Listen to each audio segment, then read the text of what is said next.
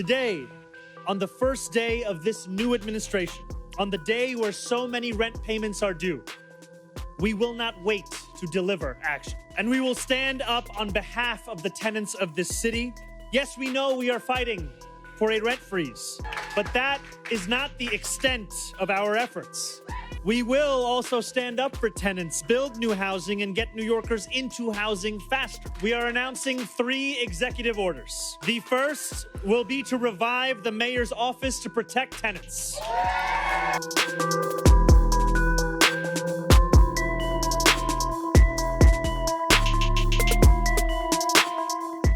New York City's new mayor wasted no time. On his very first day in office, Zohran Mamdani moved swiftly to deliver on the affordability promises that powered his historic rise to City Hall. Just hours after being sworn in, Mayor Zohran Mamdani signed a series of executive orders aimed squarely at New York's housing crisis, with renters front and center. Mamdani announced 3 major executive actions designed to protect tenants and speed up the construction of new housing across the city. We know we are fighting for a rent freeze, but that is not the extent of our efforts. We will also stand up for tenants, build new housing, and get New Yorkers into housing faster. Among the key moves are boosting the mayor's office to protect tenants and creating 2 new task forces to cut through red tape and accelerate development.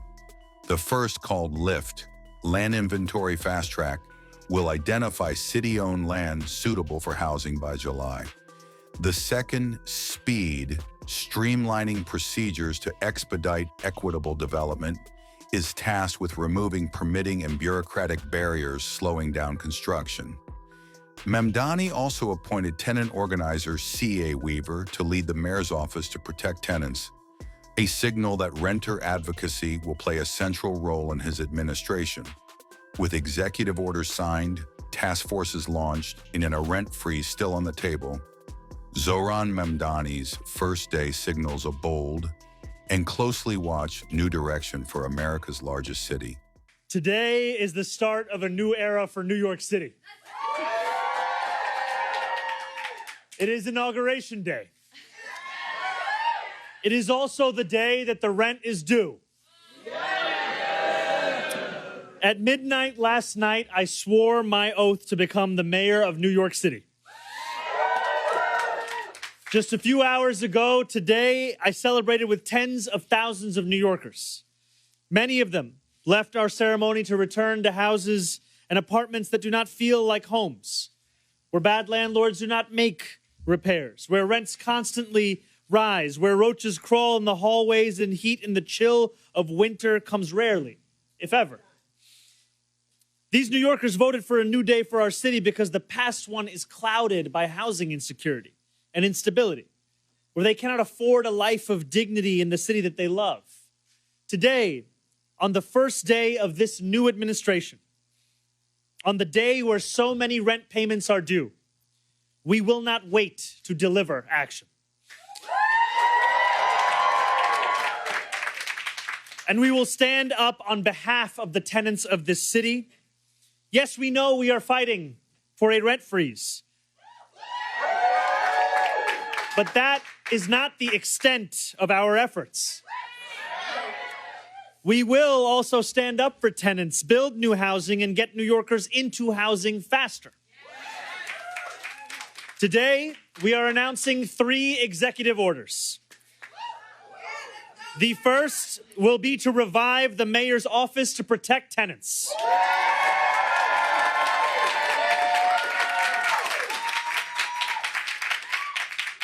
We will not compromise on housing quality. If your landlord does not responsibly steward your home, city government will step in.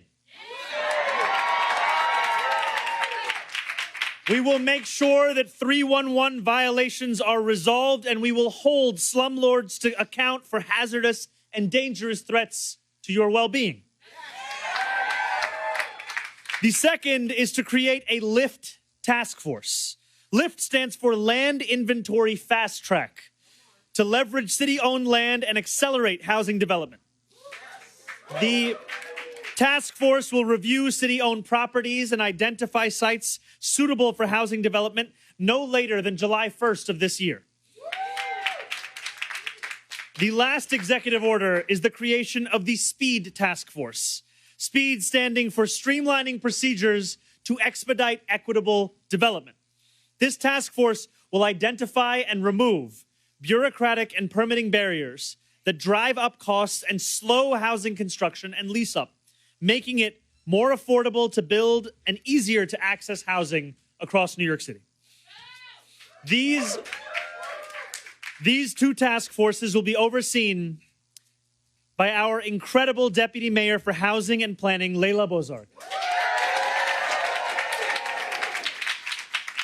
These are sweeping measures, but it is just the beginning of a comprehensive effort to champion the cause of tenants too long ignored and homes too expensive. We are here today at 85 Clarkson Avenue. This building is owned by Pinnacle Realty, a notorious landlord whose name is all too familiar to far too many renters in New York City. Tenants like Josie Wells, who we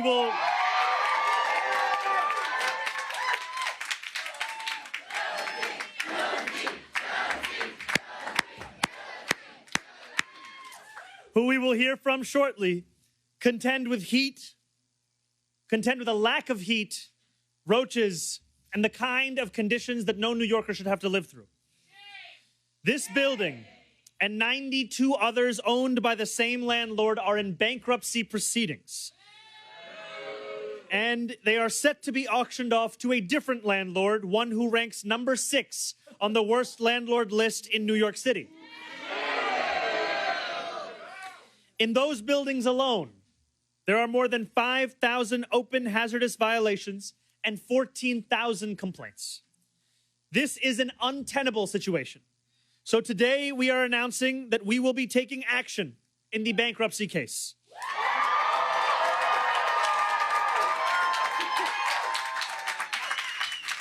Stepping in to represent the interests of the city and the interests of the tenants and say, once and for all, who this government will be fighting for. I have directed my nominee for Corporation Counsel, Steve Banks, to take precedent-setting action in the bankruptcy case on behalf of the renters of this building and of the thousands of other renters across New York in similar situations. We are a creditor and interested party. The city is owed money that Pinnacle never paid. And we will fight for New Yorkers' interests to safe and habitable homes. In doing so, we will protect tenants already long neglected from further neglect. And we will mitigate the significant risk of displacement they currently face. For too long, bad landlords have been allowed to mistreat their tenants with impunity. That ends today. No longer will government turn a blind eye as working-class New Yorkers, many of them in neighborhoods of color, are treated as pawns in a game where landlords never feel the consequences of those kinds of actions. There's a pretty big tax the rich chant. I know a lot of your supporters like it. The governor doesn't love that phrase. Could you maybe speak to that divide and where that fits among your priorities going forward?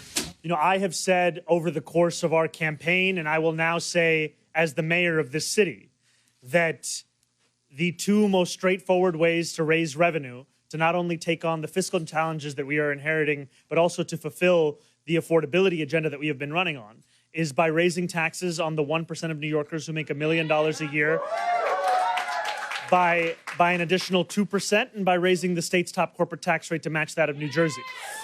And in this, we would raise $9 billion.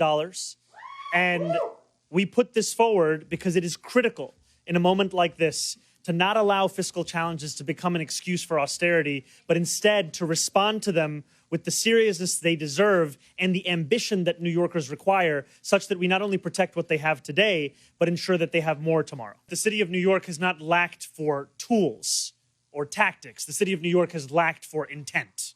And that is what we are changing today.